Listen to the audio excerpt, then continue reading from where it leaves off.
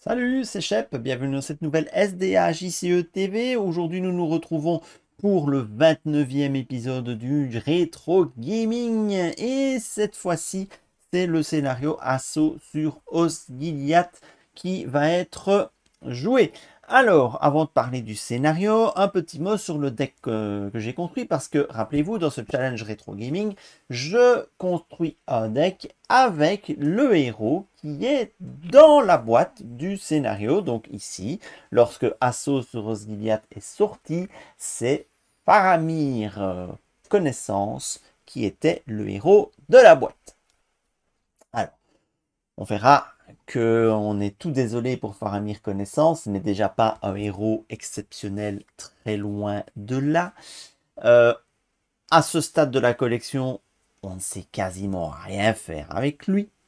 Mais en plus, le scénario dans lequel il se retrouve est un scénario en solo qui est, on va pas dire buggé, mais qui voilà, qui n'est pas du tout adapté en solo. Dans tous les scénarios du jeu, c'est peut-être le scénario le moins adapté au solo.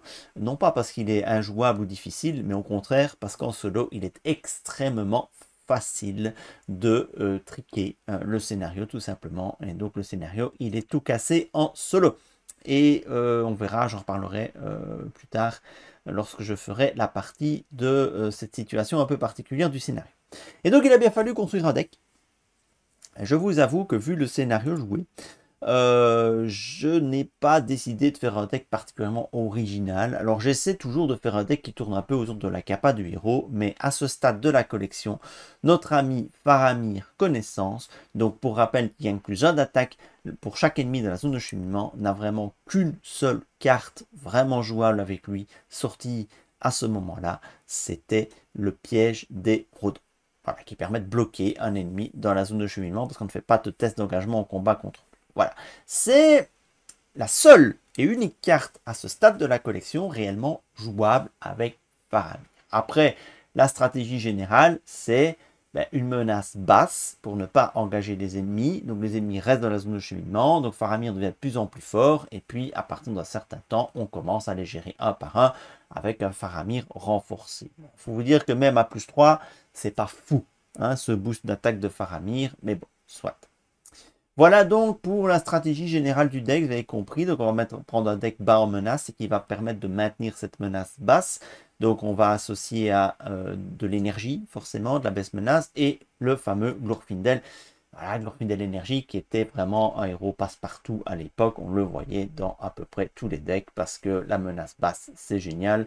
Et on va évidemment mettre 3 lumières de Valinor pour éviter de devoir monter sa menace avec sa capacité. Ensuite, j'ai mis Éowyn parce que le scénario nécessite de bien quêter, parce qu'il va y avoir beaucoup de gestion de lieux. On ne peut pas trop se permettre de faire trop d'échecs de quête, forcément, sinon ça fait monter la menace aussi, c'est pas bon pour la stratégie Faramir. Donc Éowyn, ça permettra aussi de se débarrasser des doublons de cartes en x3 uniques dans le deck. Et le setup, est un setup solide, classique pour l'époque en bleu-vert. Donc on va mettre les TE bleu et vert qui sont les meilleurs TE. Hein. Enfin, c'est évidemment l'escrimeur de l'étire, le meilleur TE, mais le berger des Amphalas qui permet d'augmenter les points de vie, augmente considérablement la survivabilité de ces escrimeurs. Et donc c'est important d'avoir les bergers, ils ne coûtent que 1 en plus, donc c'est ne fût-ce qu'un point de vie et c'est suffisant. J'ai mis aussi les chasseurs du Lamédon, mais ça c'est anecdotique. Ils peuvent se booster aussi hein, entre eux, hein. Ils sont boostés par les screamers. Hein. Chasseurs du Lamédon.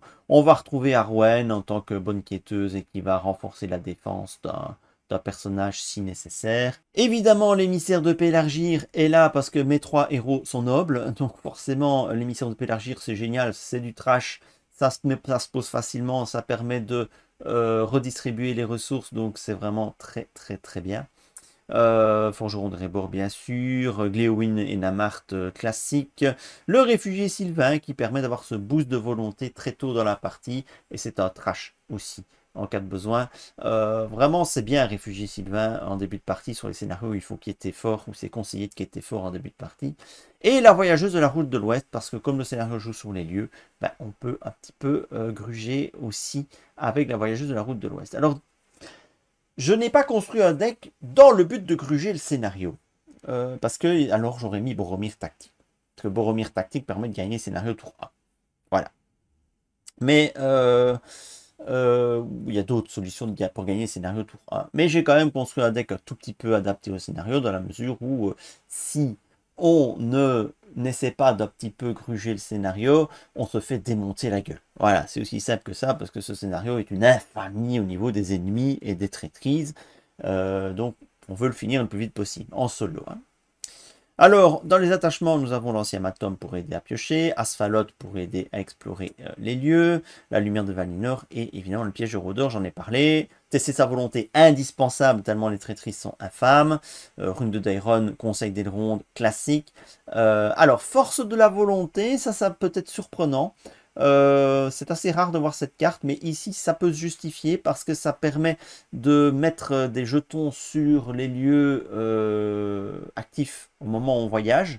Et c'est pas négligeable en fait ces deux jetons, d'autant plus que Glorfindel, lorsqu'il a une lumière de Valinor, eh ben, il va être redressé et on pourra l'incliner pour mettre deux jetons en plus. C'est comme s'il avait deux quêtes en plus quelque part. Et on va pas forcément engager des ennemis derrière, vu qu'on va essayer de rester bas en menace. Donc voilà. Je l'ai mis, c'est un petit sucre, ça permet de sortir une carte qu'on ne voit pas souvent, et qui ici bah, peut se justifier. Et un salutation des Galadrim pour baisser la menace. Voilà. Donc on est dans un schéma classique de deck de l'époque où on veut maintenir sa menace basse pour gérer les ennemis 1 à 1 et ainsi avancer dans le Sénat. Voilà, vous savez tout sur le deck. Maintenant, passons à la partie. Voilà, c'est parti. Assaut sur Osgiliath. Une seule étape de quête. Mise en place. Chaque joueur choisit un ennemi et un lieu unique et les place dans la zone de cheminement. Mélanger le deck de rencontre. On va d'abord faire la main de départ. Hein. C'est ce que veut la règle du jeu. Hein, faire la main de départ. Je mélange un petit coup. Je ne sais pas si le deck est bien mélangé.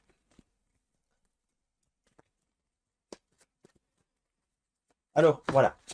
Pendant que je mélange, un petit mot quand même sur le scénario. Donc, le scénario, on peut le triquer assez facilement.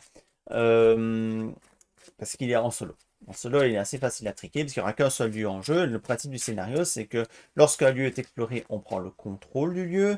Et que si à la fin du tour, on contrôle tous les lieux en jeu, eh bien, on a gagné la partie. Et à moins que les lieux ne se spamment, et en solo, c'est pas très grave, des lieux qui spamment, eh bien, on va très vite gagner la partie parce qu'on va très vite avoir le contrôle de tous les lieux en jeu. D'un autre côté, vous pourriez vous dire, bah, s'il y a moyen de triquer le scénario, bah, je vais le jouer autrement, je vais le jouer fair play, je sais pas, je vais prendre un lieu plus difficile à explorer, parce qu'il y a des lieux plus difficiles à explorer pour pouvoir un petit peu avoir du jeu, quoi. Sauf que si vous faites ça, vous allez très vite le regretter, parce que dans ce scénario, on a le set des Haradrim, souvenez-vous, c'est le set de rencontre de Ornithilien, et on a le set, je sais plus comment il s'appelle, Orc du Mordor, je crois, je suis pas sûr, en tout cas, le set qui... des gros tontons orques du siège de Kérandros. Vous avez le pire des deux scénarios en termes d'ennemis. Donc, autant vous dire, le pire de la boîte des héritiers d'une Ménor, en fait. Autant vous dire que vous n'avez aucune envie de traîner sur ce scénario en solo. Ou alors vous y allez avec un monotactique. Mais alors là, vous galérez avec les lieux. Bref, voilà, il n'y a pas vraiment de façon de s'amuser sur ce scénario, si je puis dire. C'est un scénario un petit peu loupé pour le solo, évidemment. Bon, allez, faire ma main de départ. Oh bah écoutez, on va regarder ça. Oh, un TSV en plus. On a beaucoup de bleu et en plus un rune de Dairon en prix. Ok, regarde. Alors, chaque joueur choisit un ennemi et un lieu unique et les places d'un jeu. En plus, le deck de rencontre, il est croix. Un ennemi et un lieu unique. On va aller chercher un ennemi qui a une haute valeur d'engagement au combat et qui a un effet une fois révélé. parce qu'il est placé dans la zone de cheminement. Donc le lieutenant Uruk, ben, il a que 2 de menaces et son effet une fois révélé ne s'applique pas. Et alors au niveau d'un lieu unique, généralement quand on joue en solo, on va chercher toujours le même lieu unique. Notez qu'il n'y a que le lieu qui doit être unique, hein, l'ennemi ne doit pas l'être. Et on va généralement chercher le vieux port, le port. Où est-ce qu'il est? Le vieux port, voilà. Donc le vieux port, 1 de menace. Voilà, c'est déjà une bonne chose. Les joueurs ne peuvent pas voyager vers ce lieu. Action de combat, incliner un héros pour placer un marqueur de progression sur le vieux port.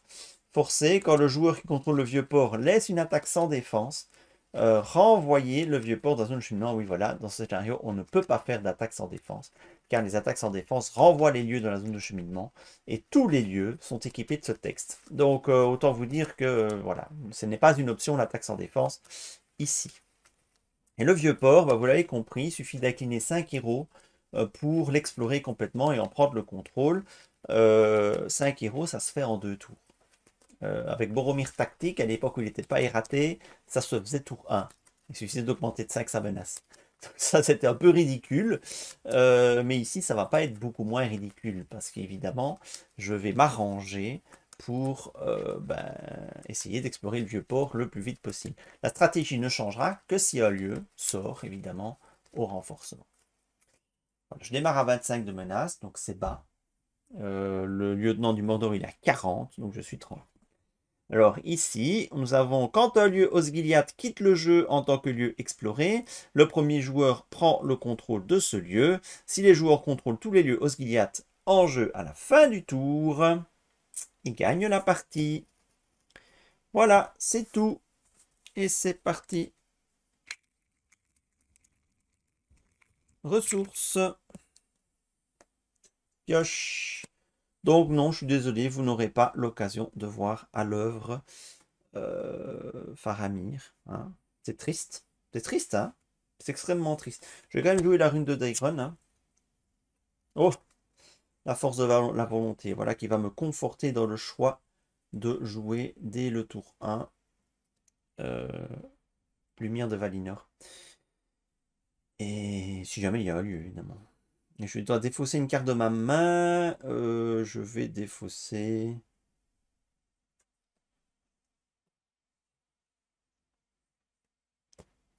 Ouais, voyageuse. Hop. Ok, alors, il y a 3 menaces dans la Z-Cyr. Je vais jouer une lumière de Valinor. Voilà, donc Glorfindel ne s'incline pas pour aller dans la quête. J'ai pas d'intérêt à jouer autre chose pour l'instant. Je vais donc quêter à 3, 7. Il n'y a que 3 dans la zone de cheminement. Et ici, en fonction de ce que c'est, bon, à 25, il n'y a quasiment pas de chance de me faire engager par un ennemi. Hop.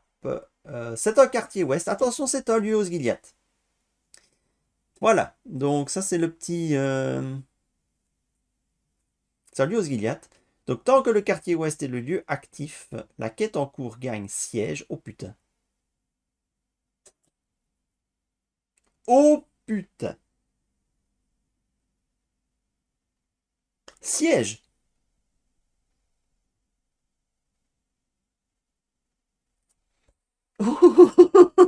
Heureusement, j'ai Asphalot dans ma main. Heureusement, j'ai Asphalot dans ma main. Je fais un succès de quête. Hein, 7 contre 5, mais ça n'a pas d'importance. On ne met pas de jetons sur la quête en cours ici. Alors, 2 possibilités. Je vais peut-être quand même voyager vers le lieu. Oui, oui, je vais voyager vers le lieu.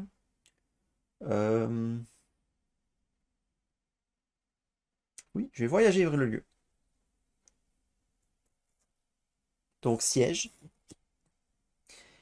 Et je joue force de la volonté. Réponse quand vous voyagez vers un lieu. Ah oui, non, mais incliner un personnage. Mais ça veut dire incliner Glorfindel. Ça veut dire encore incliner un héros. Et ça veut dire que je ne mets qu'un jeton sur le vieux port.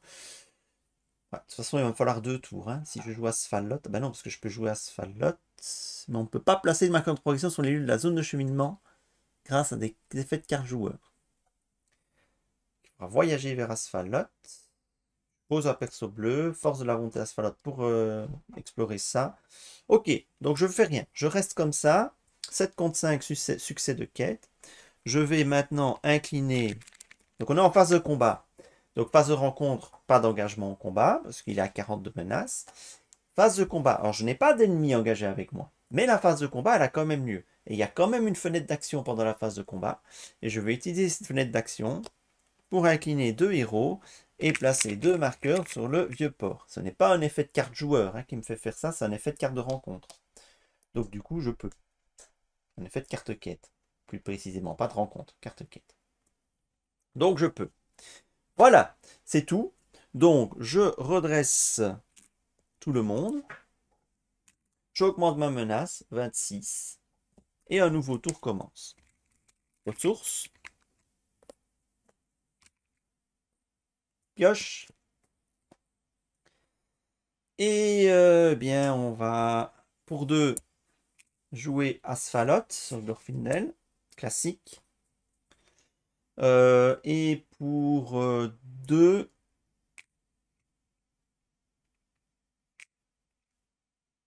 je vais mettre une voyageuse de la route de l'Ouest. Voilà. Ouais, ici, je vais avoir peut-être un échec de quête. Quand vous jouez de la voyageuse à route de l'Ouest de votre main, échangez le lieu actif avec un autre lieu de la zone de cheminement. Il n'y a pas de lieu actif, donc je ne peux pas l'échanger, forcément. J'aurais pu m'amuser, parce que échanger, ce n'est pas voyager. Donc j'aurais pu échanger le vieux port, par exemple. C'est une autre manière de triquer le truc, si vous prenez un autre lieu de départ, par exemple. Ok, ben voilà, c'est maintenant le tour de vérité. Soyons clairs, il me reste une ressource pour un TSV. Donc le seul truc qui pourrait m'embêter, c'est un ennemi qui a coût d'engagement combat bas. Il y en a, mais pas beaucoup, mais il y en a. Un lieu, ça ne fait que retarder un petit peu l'échéance. Et une traîtrise, je la cancelle quoi qu'il arrive.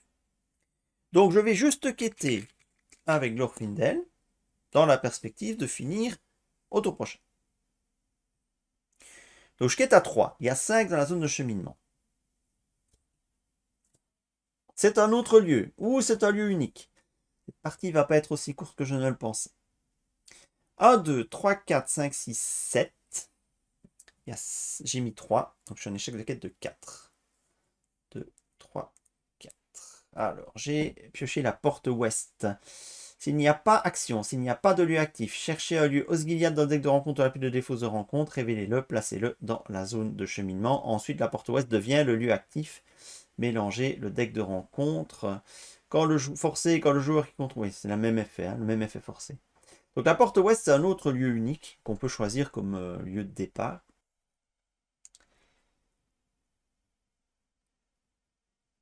Celui-là, il est un peu bizarre. Son action, parce qu'on peut voyager vers ce lieu si on veut. Il n'y a pas d'interdiction de voyager.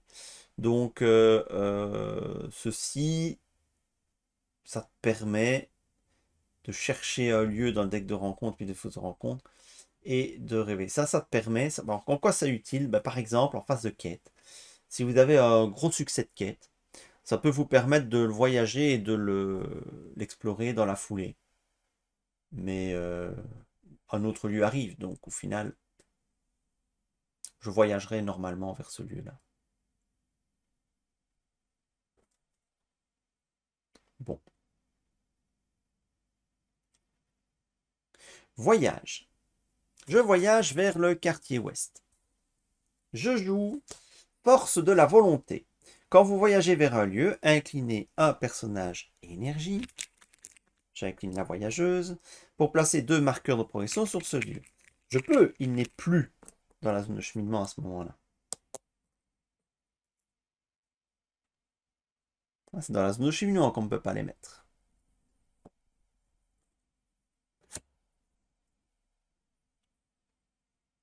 Mais on peut mettre des marqueurs de progression via des effets de carte sur le lieu actif. Ce que je vais faire avec Asphalot. Asphalot dit, incliner Asphalot pour placer un marqueur de progression sur un lieu. 2 si le héros attaché est Glorfindel sur un lieu. Pas besoin qu'il soit dans la zone de cheminement. J'explore le quartier ouest, j'en prends le contrôle. Alors, phase de combat. Je vais incliner mes 3 héros pour mettre 3 marqueurs sur le vieux port. Il y en a 5, j'en prends le contrôle. Tous les lieux ont le même effet forcé. Donc, ah non, le quartier ouest n'a pas l'effet forcé. Donc le quartier ouest, lui, il va rester sous mon contrôle tout le temps.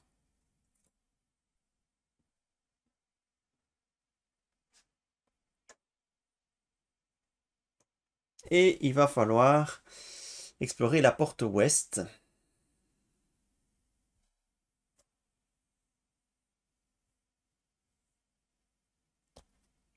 Et ça va me prendre un peu de temps.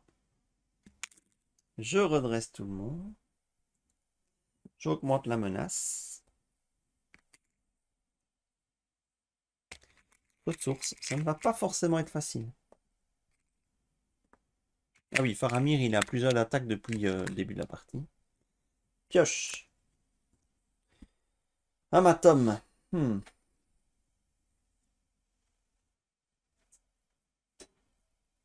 Alors, je vais poser un berger pour avoir un trash, au cas où un ennemi m'engagerait. Et j'ai bien envie de baisser ma menace en fait, parce que des ennemis à 30, il y en a. Mais ça veut dire pas de TSV. Et a priori, je peux encaisser une malice du maître ici.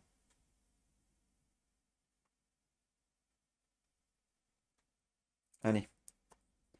Je vais choisir la voie de la prudence. Je baisse ma menace de 6.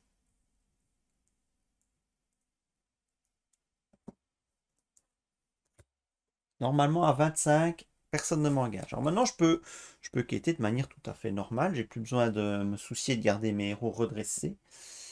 Je vais quêter donc à 3 avec Glorfindel, 7 Éowyn. Et la voyageuse, elle est là pour ça. Je quête à 9. Oui, ouais. 9 c'est bon. 7 même c'est bon. J'ai pas besoin de quêter à 9. 7 c'est bon. 7 contre 4. Il n'y a pas besoin d'avoir de succès de quête ici, vu qu'il n'y a pas de lieu actif. C'est encore un lieu. Bah tiens. C'est le quartier Est cette fois. Tant que le quartier Est est le lieu actif, la quête en cours gagne bataille. Ça m'arrange pas. Enfin, avec Faramir, c'est pas si mal. Hein.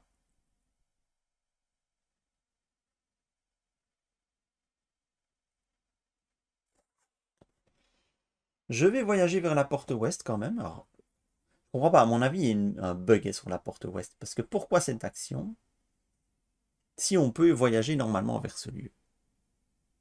Mais rien ne m'interdit de voyager vers ce lieu. Hein, rien. Sur le vieux port, c'est écrit qu'on ne peut pas voyager vers ce lieu. Ici, ils n'ont pas fait. Donc, je voyage vers la porte ouest.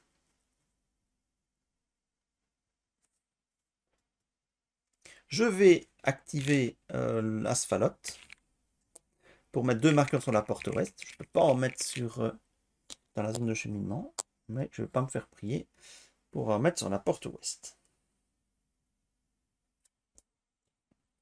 Ok, l'ennemi, j'ai pas envie de le gérer, il va rester gentiment là. Je redresse tout le monde. J'augmente ma menace. 26. Ressources. Pioche. Une autre voyageuse.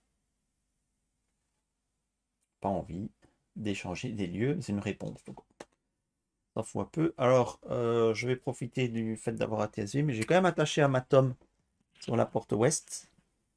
Ça me fera piocher 3 cartes. Alors, normalement, ça devrait aller pour avoir le lieu. On va quêter quand même un petit peu plus. 1, 2, 3, 4, 5, 6, 7. 8, 9. 9 contre 4. Techniquement, je n'ai besoin que d'un jeton. Hein.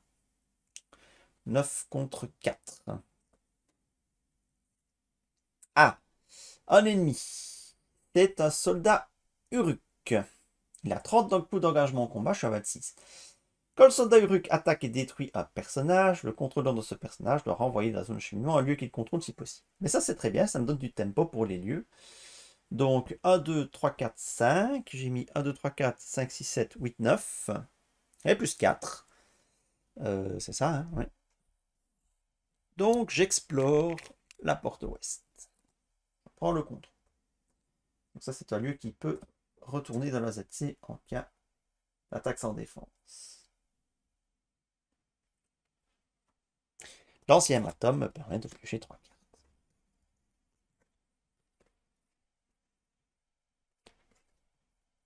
Ok, et ben la partie va prendre fin. Je vais voyager vers le quartier est. On passe en bataille. Asphalot va placer 2 marqueurs sur le quartier est. Une action. Hein.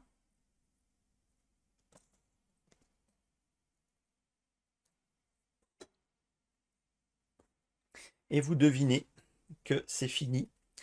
Pourquoi? Parce que je redresse tout le monde. J'augmente ma menace. Et... Ah oui, c'est à la fin du tour. C'est à la fin du tour hein, qu'il faut contrôler tout.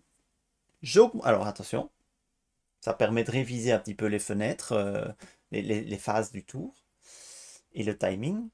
Donc phase de restauration, je redresse tout le monde, j'augmente ma menace, j'ai une fenêtre d'action, j'incline Asphalot et j'explore le quartier est. Fin du tour. Si les joueurs contrôlent tous les Lios Gilliatt en jeu à la fin du tour, ils ont gagné la partie. Voilà, c'est une victoire. Je vous l'avais dit, en solo c'est bizarre. Ils auraient peut-être dû mettre comme condition à la fin de la phase de combat, par exemple, ou au début de la phase de restauration. Mais ici, à la fin du tour, ça permet d'aller chercher cette dernière exploration. Voilà, donc c'est une victoire, 20 minutes, c'est plié, Assaut sur Osgiliath, et encore ici 20 minutes. C'est déjà une bonne durée pour ce scénario. Ça peut littéralement durer 5 minutes et vous gagnez. Alors, voilà, on a un petit peu de temps. Voilà, je vous montre un petit peu hein, ce qu'il y a, l'avant-garde orc. Alors ça, quand vous le piochez, ça si je l'avais pioché, c'était game over quasiment direct. Voilà, le pouvoir du Mordor, on aura l'occasion d'en reparler. Les Litharadrim, vous vous en souvenez. Et il y a des nouveaux gros méchants aussi. Hein, le commandant Suderon, il est pas mal non plus. On a les renforts Suderon, le Mumak, la malice du maître. Vous voyez le nombre d'infamies qu'il y a dans ce deck. C'est juste hallucinant. Et donc, vous avez absolument pas envie, le camp de guerre orc, ça aussi, vous avez absolument pas envie de traîner. Et en solo, ce scénario, bah, vous traînez pas. Il y a le lieutenant du Mordor aussi.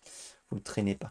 Alors certains vont peut-être se dire, bah, mais non, Chap, il est pas mal fait le scénario, ça permet comme ça de le gagner en solo. Oui, mais gagner un scénario en 2 tours, bah, on joue quand même pas pour juste jouer 2 tours. Comprenez, ici ça a duré quoi 4 tours, même, ou c'est à la fin du tour 3 que je gagne, 4. Fin du tour 4, bah, on joue quand même pour avoir quelques tours, pour jouer un petit peu, voilà. Chacun se fera son avis. En multijoueur, ce scénario, c'est plus du tout la même chose. Donc voilà, en fonction de si vous êtes soliste ou multijoueur, vous avez un scénario qui a complètement 2 visages, et c'était la norme au Seigneur des Anneaux pendant les premiers cycles du jeu. Si vous avez aimé cette vidéo, mettez des petits pouces levés. Le prochain scénario rétro gaming, ce sera le sang du Gondor avec Caldara. Ah, Caldara, cette fameuse Caldara. Et on découvrira donc la Caldara à l'époque, quand elle est sortie, qu'est-ce qu'elle valait. Bien, voilà. À très très bientôt. Salut, salut.